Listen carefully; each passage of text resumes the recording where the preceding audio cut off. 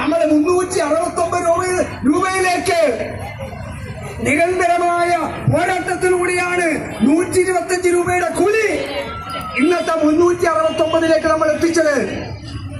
അങ്ങനെയെല്ലാം ഒരുപാട് ഇടപെടലുകൾ നമ്മൾ നടത്തിയിട്ടുണ്ട്.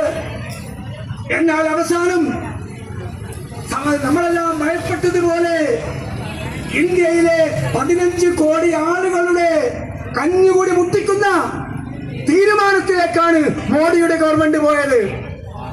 അങ്ങനെയാണ് കഴിഞ്ഞ ഡിസംബർ മാസം ഈ പദ്ധതി, തൊഴിലുറപ്പ് പദ്ധതി ഇല്ലാതാക്കി BBG രാംജി എന്ന് പറയുന്ന RSSന്റെ നാമധേയത്തിലുള്ള ഒരു പദ്ധതിയായി ഇതിനെ മാറ്റി തീർത്തു. നിങ്ങൾ ആലോചിച്ചോ, ഈ പുതിയ ബില്ലിന്റെ ചർച്ച പാർലമെന്റിൽ നടക്കുമ്പോൾ ആ പാർലമെന്റിനകത്ത് നമ്മൾ കേരളത്തിൽ നിന്ന് പോയ 20 എംപിമാർ 18 കോൺഗ്രസിന്റെ എംപിമാരായിരുന്നു, UDFന്റെ എംപിമാരായിരുന്നു. ഒരാളുണ്ടായിരുന്നു ഈ ബില്ലിനെ എതിർക്കാൻ. കോൺഗ്രസിന്റെ നേതാവാണ്, ദേശീയ നേതാവാണെങ്കിലും കോൺഗ്രസിന്റെ കൂടെ നേതാവാണ് മഹാത്മാഗാന്ധി. ആ മഹാത്മാഗാന്ധിയെ മാറ്റി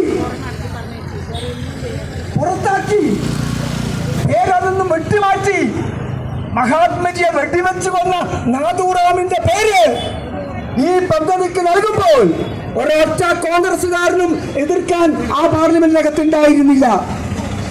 കേരളത്തിലെ 18 UDFന്റെ എംപിമാരും പാർലമെന്റിനകത്ത് ഉണ്ടായിരുന്നില്ല.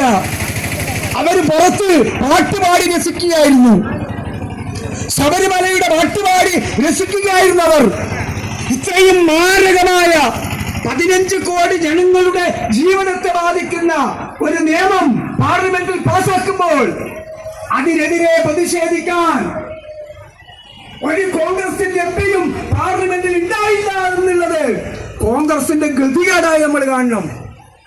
കാരണം ഈ നിയമം പാസാക്കുമ്പോൾ കേരളത്തിനകത്തുള്ള എംപിമാർ എല്ലാം ഇടതുപക്ഷ എംപിമാരായിരുന്നു.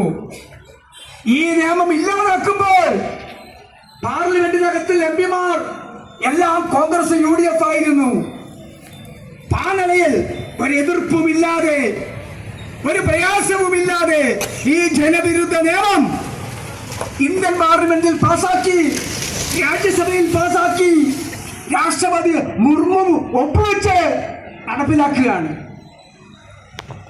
അങ്ങനെ നിയമം വരുന്ന ഏപ്രിൽ 1 മുതൽ നടപ്പിലാകുമ്പോൾ അതിനകത്ത് വരാനിരിക്കുന്ന കാര്യങ്ങൾ നമ്മൾ ഭയപ്പാടോടുകൂടി നോക്കുന്നു. അതിനകത്തുള്ള നിബന്ധന വായിച്ചാൽ ചട്ടങ്ങളൊന്നും ഇനിയും ആയിട്ടില്ലെങ്കിലും നിയമത്തിനകത്ത് പറയുന്ന പ്രധാന നിയമത്തിൽ എന്താ? ഒന്ന്, പഞ്ചായത്തുകളിലാണ് തൊഴിലുറപ്പ് പദ്ധതി, ഗ്രാമീണ തൊഴിലുറപ്പ് പദ്ധതിയാണ്. പട്ടണ പ്രദേശത്തിനകത്ത് ഈ തൊഴിലുറപ്പ് പദ്ധതി കേരളത്തിൽ